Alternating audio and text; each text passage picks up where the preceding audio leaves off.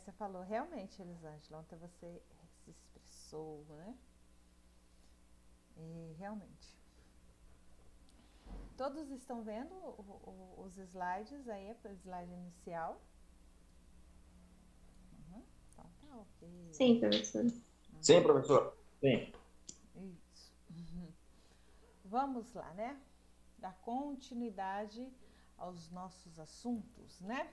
Então hoje nós vamos falar sobre o histórico do orçamento, porque as próximas aulas, fortes spoilers, né, da professora, nós vamos começar a montar as peças orçamentárias, né? Na próxima aula nós vamos falar da estrutura do orçamento, quais são as condições para se implementar um orçamento na organização, né? E como houve todo o processo de evolução do ciclo orçamentário, tá bom? Então, na aula de hoje, nós vamos dar os pontapé inicial falando do orçamento em si, tá? Então, tá. Vamos lá ao histórico, né, do orçamento, tá? Então, gente, há registros históricos que a necessidade de orçar, o autor fala que é tão antiga quanto a própria humanidade, tá? Porque, gente, o homem, né, das cavernas, quando eles saíam, né, para caçar alimentos, né, por quê? Era padrão comportamental naquela época, o homem, por isso que às vezes o homem desenvolveu mais a visão periférica, tá? O homem saía para caçar, né? Colocar os mantimentos dentro da sua caverna. Enquanto isso, as mulheres, né? Nós mulheres ficávamos dentro das cavernas administrando as coisas do lar, tá? Então a gente tomava conta de todos os estoques de mantimentos, cuidávamos dos afazeres do lar, enquanto o homem das cavernas ele saía para caçar, para trazer esses mantimentos. Quando era de se trazer esses mantimentos, pelo volume de alimentos que ele trazia, né?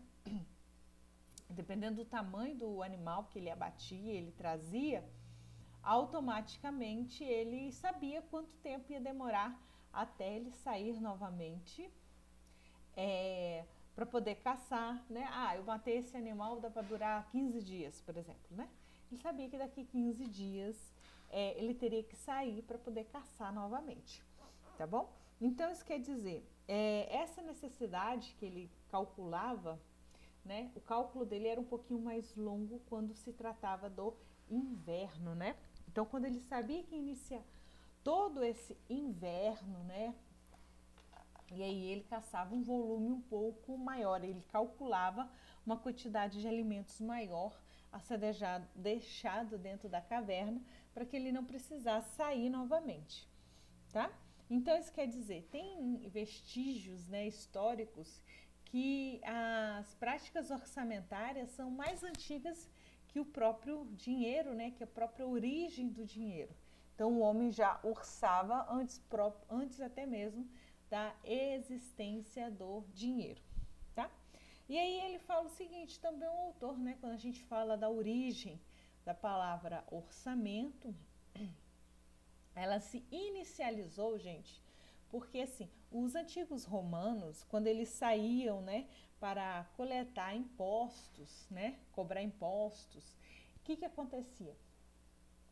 Ele usava uma bolsa de tecido, uma bolsa, algumas culturas eram uma bolsa de couro, e essa bolsa de couro, né, que também alguns outros funcionários também utilizavam, não só os cobradores de impostos, né, era conhecido como fiscos, né, tesouraria ou fiscos, tá? Então esse foi o início quando se deu, né, a origem do orçamento.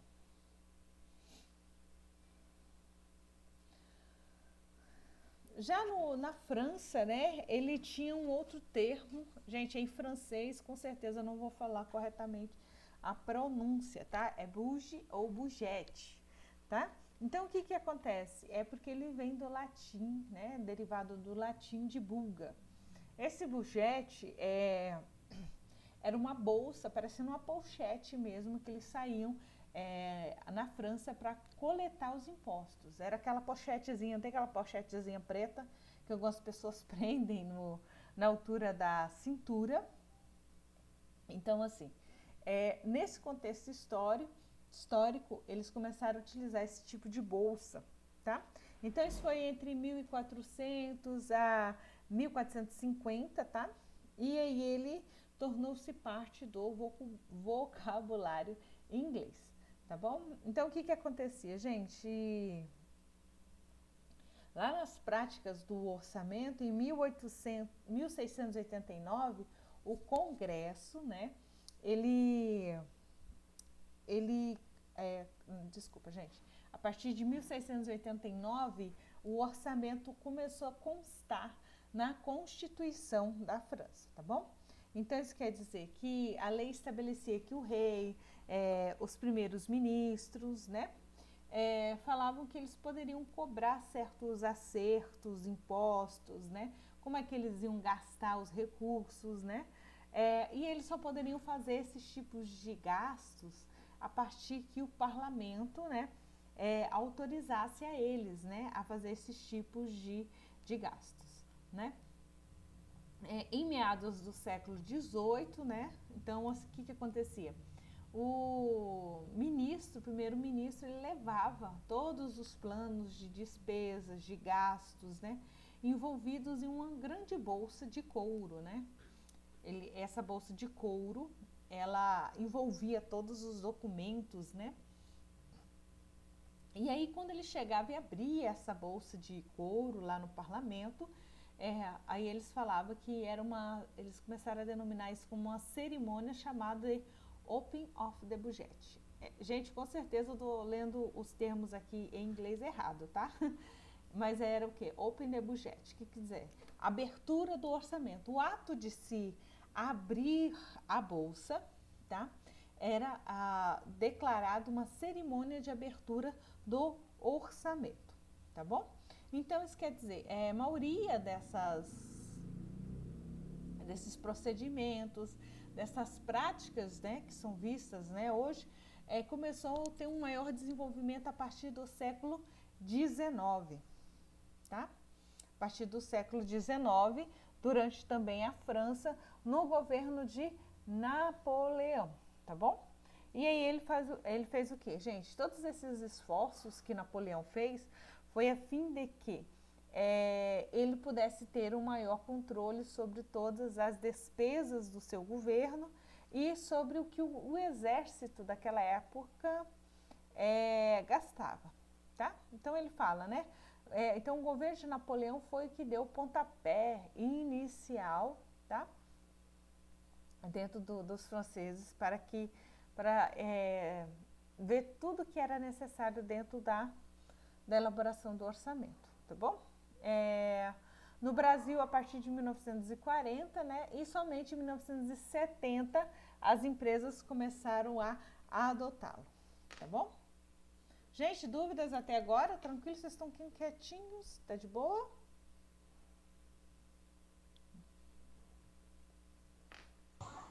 Beleza, professor. Tudo certo. Então tá já.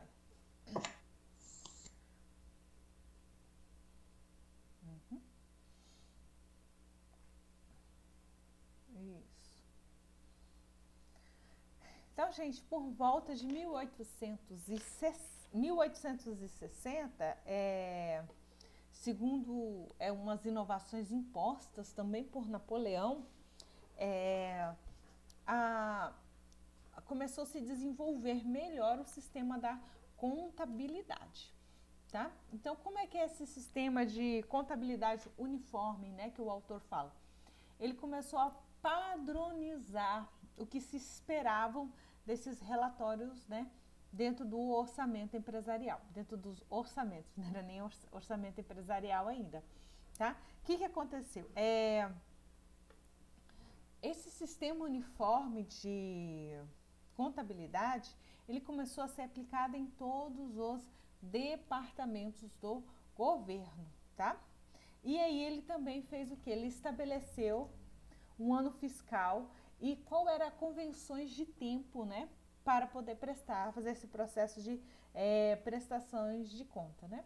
Então, a partir de 1860 é que se começou a utilizar esse padrão de tempo para poder fazer a contabilidade, né? Um ano contábil, né? Que a gente começou a usar essa expressão, tá? Então, uma das exigências, né, que eram feitas era que dentro do orçamento era obrigatório explicar qual era a programação fiscal, tá, das contas, de onde que iam vir todos os recursos, né, e os procedimentos, os relatórios. Então, no orçamento tinha que trazer todos esses relatórios explicando explicando de forma padronizada cada departamento, tá bom? E eles deveriam estimar quanto de gastos eles necessitariam para o próximo ano contábil, tá bom? Então, isso quer dizer, nesses orçamentos iniciais, eles contabilizavam todas as receitas, todas as despesas de cada orçamento, né? De cada orçamento não, gente, de cada departamento, tá bom? Então, o que mais o autor aborda, né? Dentro desses procedimentos franceses, né, orçamentários, deveriam vir identificado, né, todas as etapas necessárias para a elaboração do orçamento. Os outros países, gente, somente copiaram, né, um modelo que foi elaborado lá na França, tá? Então, assim, eles exemplificando, né, lá no orçamento tinha que ter o cálculo da quantia necessárias, por exemplo, eles faziam o orçamento principalmente visualizando o exército, né? Quanto que um soldado gasta, né? Quanto que um soldado vai comer, né? E se ele ficar doente, quanto de medicamento vai ser necessário?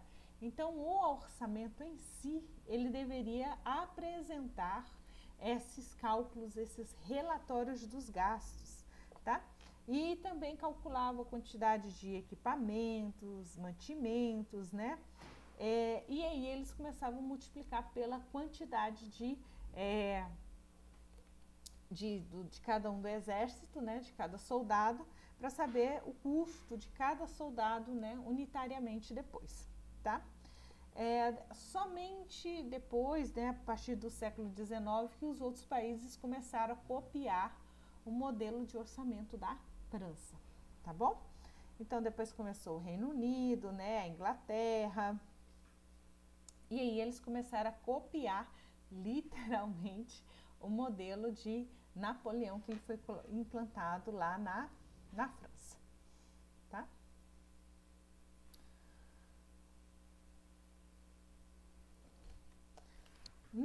Necessidade de orçar, gente, você acha que é só das empresas? O que vocês acham que é?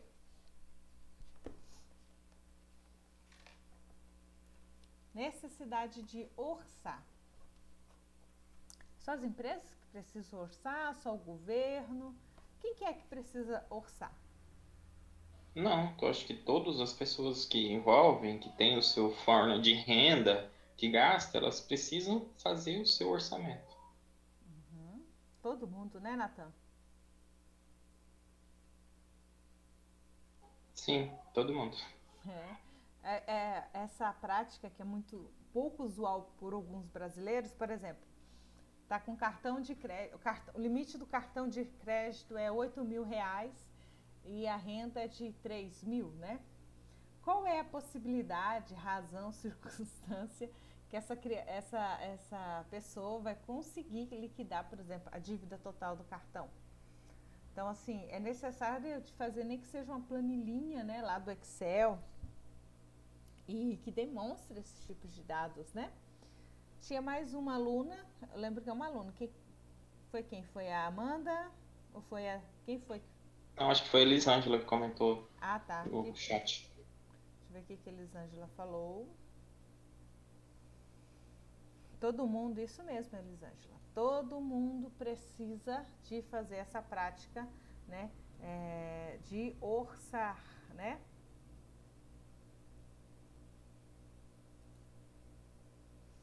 Fazer essa prática de orçar, tá? Então, o que vai acontecer? No Brasil, gente, a prática de orçamento, até falei slide anterior, né? Começou em 1940 e a partir de 1970 é que as empresas começaram a adotar com mais frequência, né? As grandes empresas, a partir de 1970, é que começou a utilizar, né? As grandes empresas começaram a utilizar em suas atividades, né? Só que aí nem nessa época também não era feita tão perfeitamente como de Napoleão, né? Não era esse ano contábil, tá? Mas foi o ponto inicial dentro da elaboração do orçamento nas organizações, tá? Então, o que acontece? Essa necessidade de orçar, essa necessidade de todo mundo, né? Nem que seja uma planilha simples do Excel, coloca lá quanto que ganha, né? Quanto que gasta, quanto é que te sobra, né? O quanto que te falta no final do mês do salário, né? Às vezes eu vejo muita gente quando sobra dinheiro, sobrou R$100 lá na mão do salário e fica pensando, opa, quem será que eu deixei de honrar meu pagamento, né? Por quê? Não tem esses gastos controlados. Que nem o salário meu total, assim, eu não calculo o meu salário total, eu calculo o meu salário menos a faculdade, menos gasolina, menos isso, menos aquilo. Aí o que sobrar, eu falo, esse aqui é o meu salário. Esse aqui é o que eu posso gastar, né, Natan? Mas, Natan... É esse aqui que eu não sei, normalmente eu tô investindo. Isso, é investimento. Aí... dizem que também a faculdade é investimento, né? Então, tem 2 investimentos aí. Sim, você pode enquadrar a faculdade como investimento, né? Eu, particularmente, Natan, eu tenho que... quando eu faço minha planilha aqui dos meus gastos, eu tenho que dar uma freadinha, assim, básica, né? Em questões de cursos, de pós, essas coisas, porque eu amo muito estudar, eu gosto de ler, estudo por prazer mesmo, tá? Não é masoquismo, gente. Eu gosto muito, então o que eu tenho que fazer? Eu tenho que controlar para vir e mexer no... Opa, vamos fazer um cursinho aqui, vamos estudar, porque realmente... É mesmo. A gente vai olhando as coisas assim no site, que nem eu gosto muito de olhar as coisas da Amazon. Às vezes tem uns livros na promoção, aí eu vou adicionando no carrinho, vai adicionando, vai adicionando. Quando eu ver, tem que deletar uns lá. Sim, tirar um pouco, né, Natan? Eu compreendo isso, né? Esses dias eu ia comprar um livro, por isso que eu gosto de comprar lá no Amazon. Eu comprei um livro, coloquei no carrinho, aí saiu uma mensagem: você adquiriu esse livro no ano tal. Aí falou lá, acho que foi 2019. Eu falei, mas eu já tenho esse livro. Aí eu peguei, não fechei a compra, fui lá, olhei na minha estante. Eu tenho uma quantidade até relevante de livros, né? Vou usar essa termologia, né? Eu já tenho 2 lados de uma parede aqui da minha casa de livros do último até embaixo. Aí eu falei, peraí, eu já tenho esse livro? Deixa eu olhar aqui. Aí eu fui procurando e realmente eu tenho esse livro, na verdade. Eu falei, opa, vou tirar ele do carrinho, vou pôr outro livro, né? Assim, então, essa função no Amazon é muito interessante, né? Se fosse outra biblioteca, outro site de vendas, ia vender, né? Você que lute com 2 livros, né? Do mesmo autor. Né? O Amazon tem umas funções bem legais mesmo. Às vezes, tipo, deixar para comprar mais tarde. Eles têm as funções lá bem legal. Eu gosto bastante dele mesmo. Sim, é bem bacana. Eu tô pensando agora em economizar para mim comprar uma escrivaninha, né? Para mim ter meu cantinho para estudar. Aí fica melhor. Por enquanto, não tá legal ainda não. Não tá organizado, né, Natan? Não tá. Tem que orçar certinho para mandar fazer do tamanho certinho. E fazer aquela... Colocar na parede, né? Uma estante de livros também. Sim. Então, é interessante por isso, porque você se programa como é que você vai, né, fazer no futuro, né? Tem pessoas, por exemplo, que não têm paciência de pagar um consórcio, né? É jogar dinheiro fora? Para quem não tem a disciplina, né, de todo mês fazer um investimento ou guardar um dinheiro, às vezes fazer um consórcio é a melhor alternativa, né? Eu quero comprar uma moto daqui 3 anos. Se você for pagando lentamente o consórcio, né? Lógico, a povo fala, mas tem a taxa da administradora. Gente, ninguém trabalha de graça pelo outro, entendeu? Nesse mundo capitalista que nós somos, todo mundo tem que ganhar para trabalhar. Nem que seja, né, cobrando 10, 12, 15% da taxa de administração do seu dinheiro, ok, mas é necessário, né? Vou fazer um consórcio de uma moto, vou fazer um consórcio de um carro, vou fazer um consórcio imobiliário, né? O que você vai fazer para investir no seu futuro, né? Os estudos é ótimo investir, sim, né? Por quê? Conhecimento é algo que ninguém nunca vai roubar de você, né? Ninguém entra em sua casa armado, Deus me livre, não quero que isso nunca aconteça com vocês, mas se um dia vocês forem assaltados, conhecimento ninguém leva embora. Por exemplo, o valor que vocês já investiram no curso, né, de vocês, alguém entrar armado, tentar roubar de vocês, eles não vão roubar o seu conhecimento, né, adquirido jamais, tá bom? Então, essa necessidade de orçar, gente, é de todo mundo, tá? Desde quem vende picolé na rua até as grandes empresas, né? Elas necessitam desse orçamento, fazer um orçamento de caixa um pouquinho mais rígido quando você está um pouquinho mais endividado também é interessante, tá? Para poder controlar essas entradas e saídas de recursos, né? Principalmente, vamos supor, se você tem uma única fonte de renda, muitos especialistas falam que você ter uma única fonte de renda às vezes não é legal, né? Você tem que ter essa diversidade de investimentos, tá?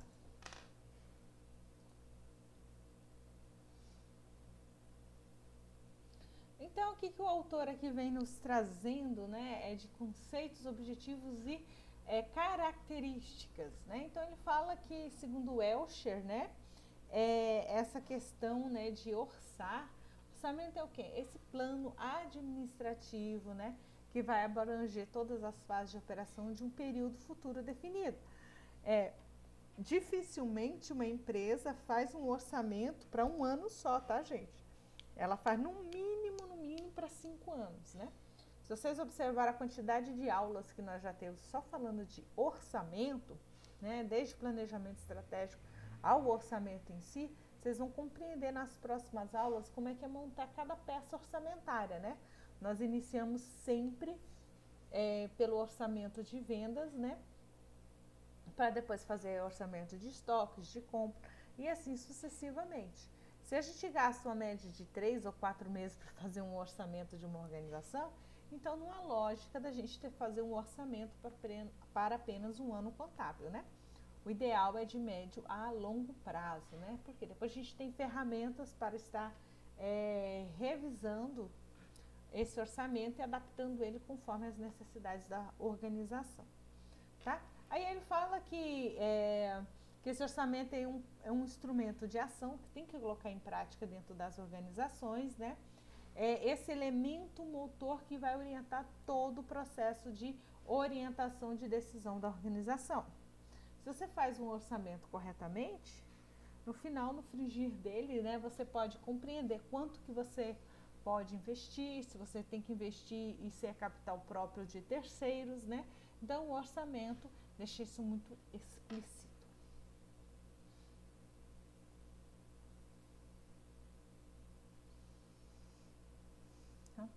Então, o que acontece? A definição aqui, né, do dicionário, o que é orçar, né? É ato ou efeito de orçar. Orçar, gente, a definição, né, a etimologia da palavra orçar em si, ela fala sobre estimativa de preços. Quanto que eu posso gastar?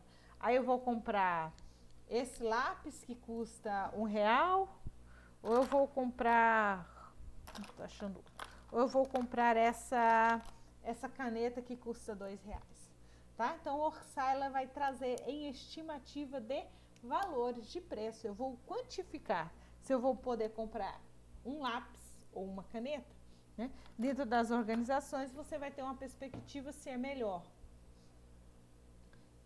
Qual é o equipamento melhor, né? Se vocês observarem a tendência que está tendo aqui no Brasil ultimamente, né? Questões de privatizações de rodovias, né? Por que será que o governo está tendo essa postura de privatizar algumas rodovias? Vocês já pensaram nisso?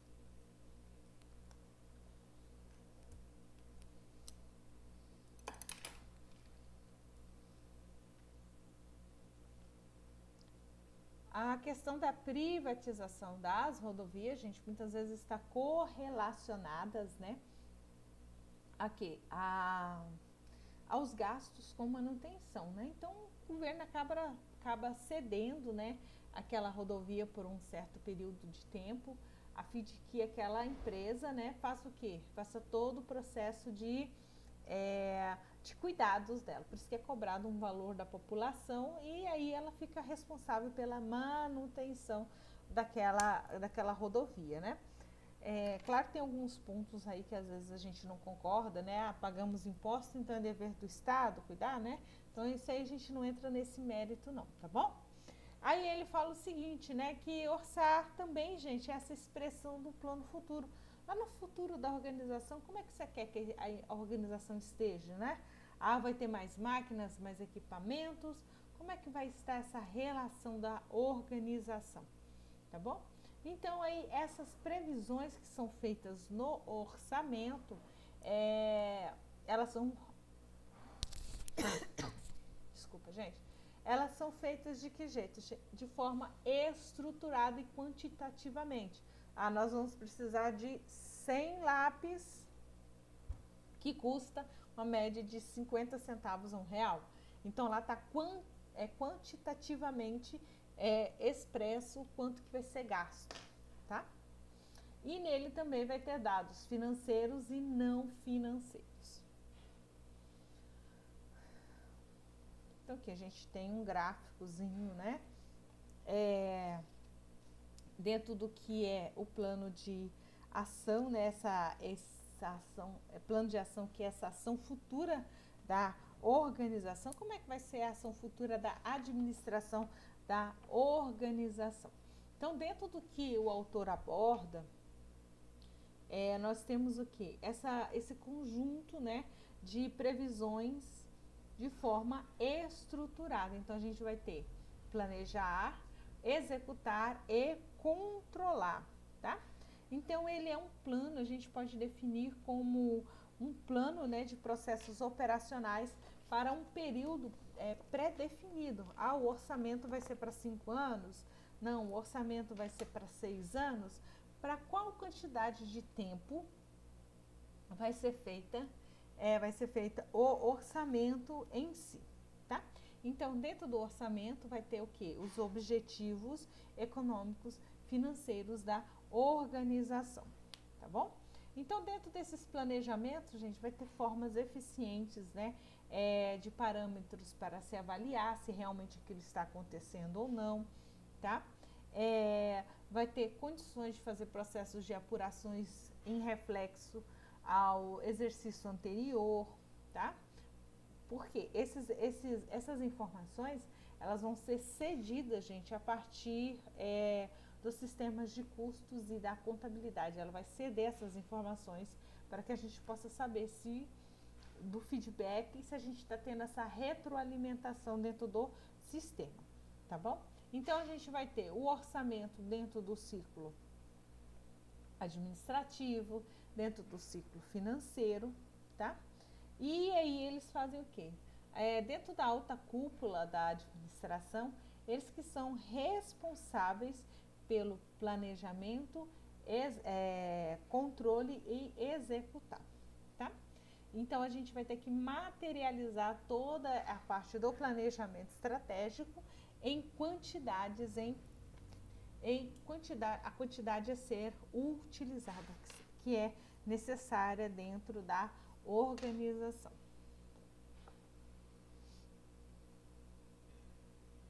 Então, quais são os 6 objetivos principais no orçamento, né?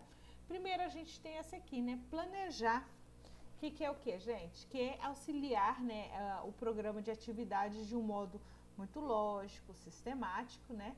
Que vai corresponder ao que foi definido lá na estratégia da organização, tá?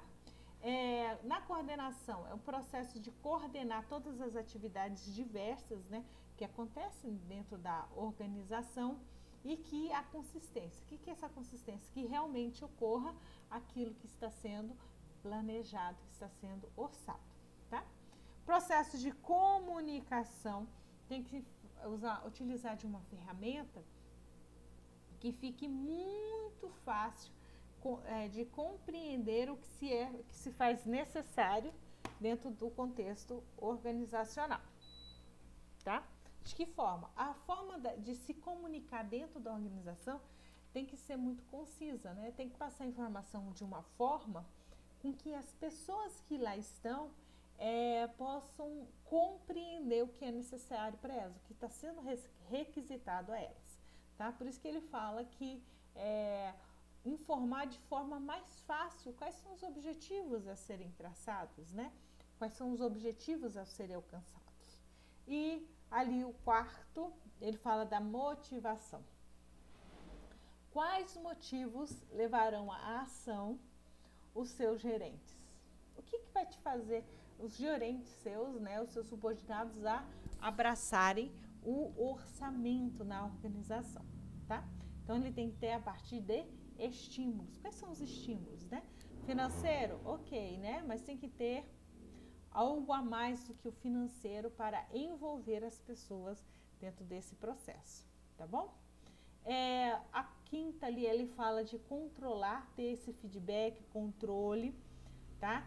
Comparando tudo que foi proposto originalmente na organização, tá? E a sexta e última, ele fala que é para fornecer bases, né, para avaliação de cada gerente. Então, ter relatórios concisos a fim de que vocês possam coletar corretamente essas informações, né? Se está alcançando ou não as metas, né, traçadas dentro de cada departamento, tá bom? Gente, estou falando rápido demais, tá tranquilo? Posso continuar assim?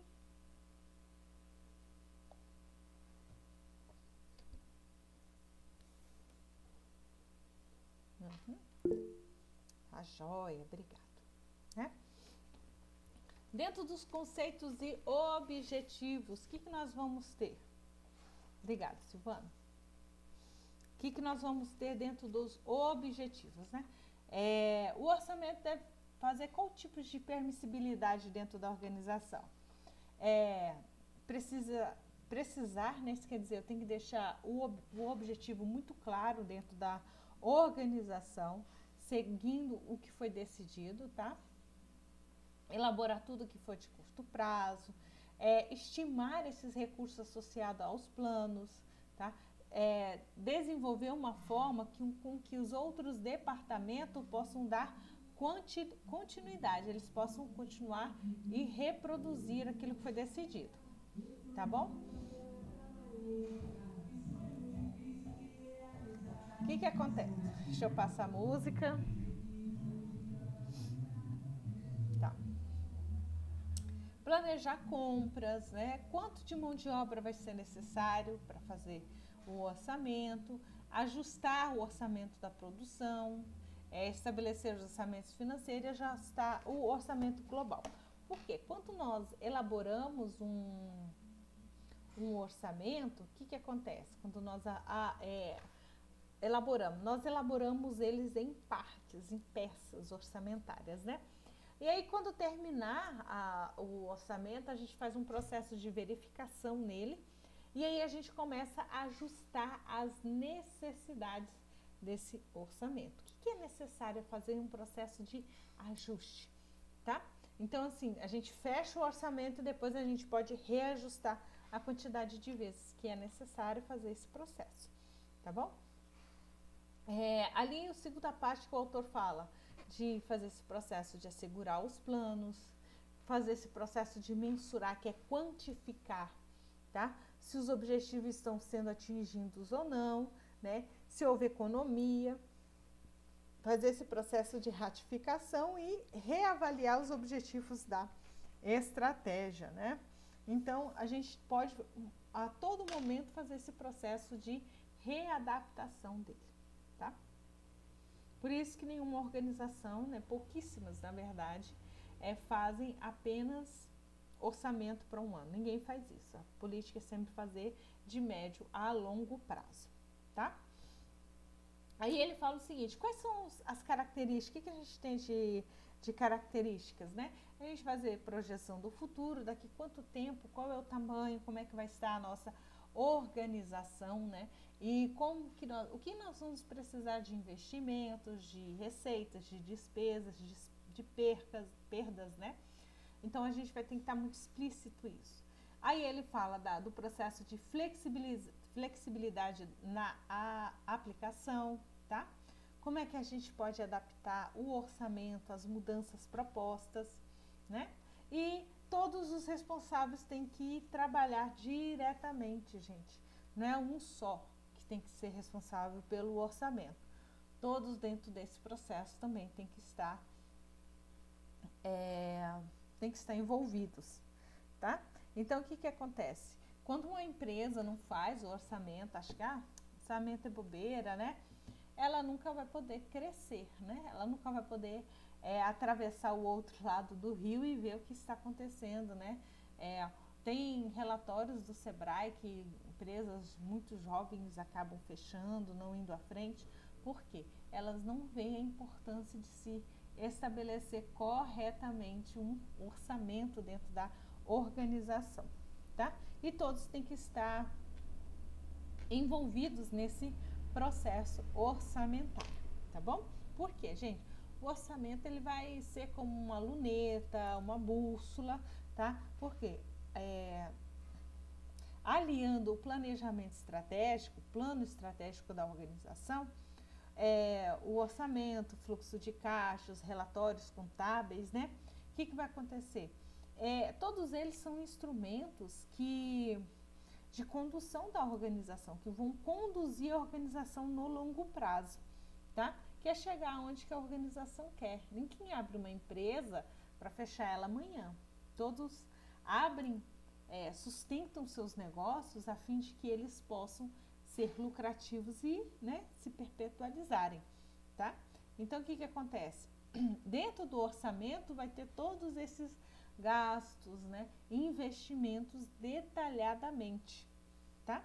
Para que a gente possa fazer todas as adequações de despesas e de receitas, de onde que a gente vai conseguir honrar os nossos pagamentos, né, do que foi orçado.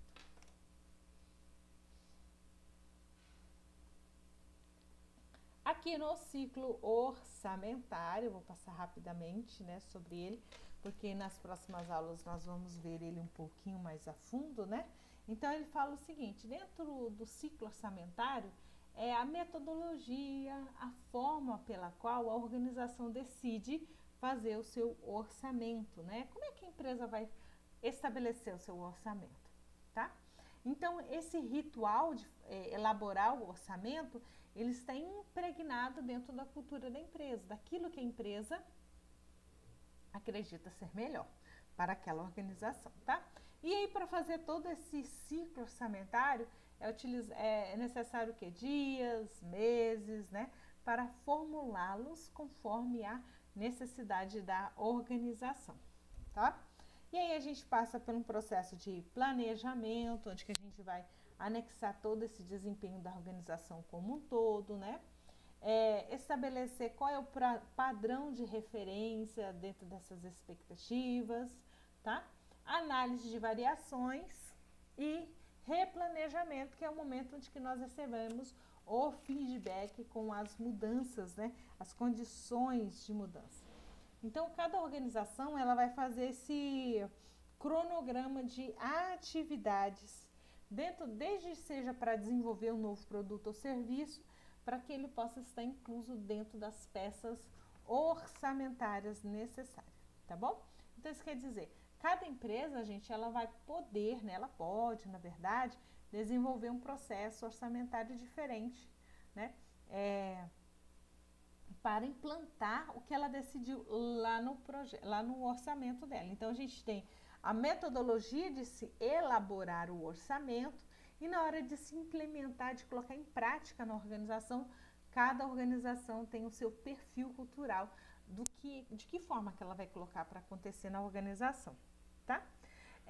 O período de duração é necessariamente um ano? Não, gente, não é necessário um ano, né?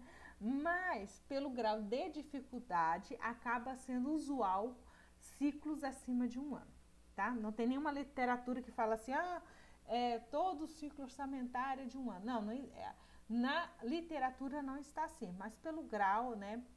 Pela necessidade pelo trabalho que se dá para elaborar um orçamento, ele acaba sendo usual para ser o quê, gente? Acima de um ano, tá bom? Então, isso aí é o que acontece na prática. Na literatura está de uma forma e na prática acontece um pouquinho só diferente, tá? Mas isso não quer dizer que está errado. Ele tem que se adaptar conforme a necessidade da organização, tá? Dúvidas? Tranquilo? Dúvida só na hora do exercício? Tá na hora do exercício. Não, tá bom. Ou na hora da prova, né? Eita, na hora da prova não, né? Então tá, gente, os exercícios da aula de hoje, tá? Estão aqui, inclusive já estão lá no Classroom também, tá? Uma parte dos alunos, inclusive, já fizeram, outros não, tá bom? Então, quem não fez, por favor, né? Vamos fazer as nossas atividades e entregar, que vai ser importante na composição da notinha de vocês, tá? Professora, é o mesmo exercício que a senhora passou na semana passada? Sim, é o mesmo exercício, tá? Eu não quis colocar um outro diferente, porque eu observei que eu acho que menos da metade que entregou exercício. Então, não teria lógica eu passar mais uma rodada de exercício se uma parte da turma ainda não terminou. Tá bom, Natan? Ah, sim, ok. Tá? E, professora, a senhora poderia depois postar as respostas dos exercícios no Classroom? Sim, posso. Porque aí a gente estuda para a prova, né? Sim, posso sim, tá? Eu vou fazer a devolução e correção dos exercícios de vocês. Se eu não postar as respostas, eu vou corrigir a de vocês, eu vou fazer esse processo de devolução de cada resposta, tá? Porque tem algumas perguntas que, se vocês não observaram, tem algumas que são de cunho pessoal, né? Quando é de cunho pessoal, o juízo de valor próprio, elas não estão certas nem erradas, né? Por que eu falo isso? Se eu estou pedindo uma opinião sua, não existe opinião certa ou errada. Eu estou pedindo a ótica sua da visão daquele assunto. Então, não tem como eu falar, tá errado, tá certo, né? Só se for uma coisa muito fora. Eu perguntar para você, o que você acha da importância do orçamento nas organizações? Aí você me responder que na atuação da Bolsa de Valores, me responder uma coisa de um assunto totalmente contrário daquilo que eu perguntei para vocês. Aí sim a resposta vai estar errada. Mas se ela estiver fundamentada dentro daquilo que foi perguntado para vocês, tudo bem. Mas eu vou corrigir, tá, Natan? E vou dar devolutiva, tá bom? Ok, professora. Ah, já, então. Gente, alguma dúvida? Professora, Fale, Amanda. eu fiz aquela outra atividade, porém tá no caderno, né? Eu ia passar até agorinha pro notebook, né? É preciso mandar aquela e essa também? Não, né? Não, inclusive elas estão no mesmo lugar para serem postadas, tá? Ah, sim, entendi. Entenderam? Então tá. Mais alguma dúvida?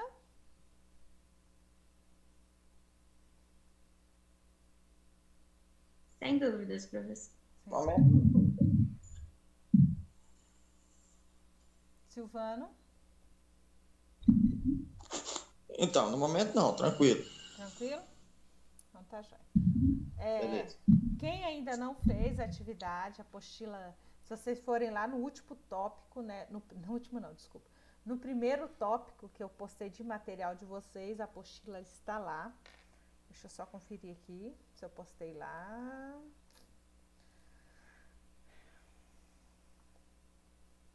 Eu tô conferindo, tô fazendo um TOTS. Tá no tópico chamado material da disciplina, tá bom? Lá no tópico, tá, material da disciplina, tá a apostila que vocês vão conseguir utilizar para resolver os exercícios, tá? Vão estar lá, tá bom? E também durante toda a noite eu vou continuar disponível, tá, gente? Para que vocês possam tirar qualquer dúvida ou mandando mensagem para mim lá no Classroom ou lá no grupo de vocês, né? Lá no grupo do WhatsApp, tá? Esses dias, gente, eu divulguei uma vaga de trabalho de uma empresa. Alguns falam, professor, eu tô no último período, eu tô terminando. Gente, quando surge esses tipos de vaga, é só uma dica, né? Mesmo que vocês estejam no último período, é interessante mandar o currículo, porque assim, se eles não conseguirem ninguém já formado, eles vão pegar quem está do meio para o final, entendeu? Então, se eles não conseguirem ninguém da área, né? Não consegui nenhum administrador recém-formado. Então, se eles encontrarem um currículo lá de um acadêmico em administração do 6º, do 7º período, então do 8º, então há uma grande chance também de contratação. Quando for assim, dá uma arriscadinha, né? Manda o currículo, fala das suas intenções, porque vale a pena, tá bom? Só uma dica. Valeu pela dica, professora. Por nada, minha querida. Sem dúvidas? Então tá já. Não, professora, tá tranquilo.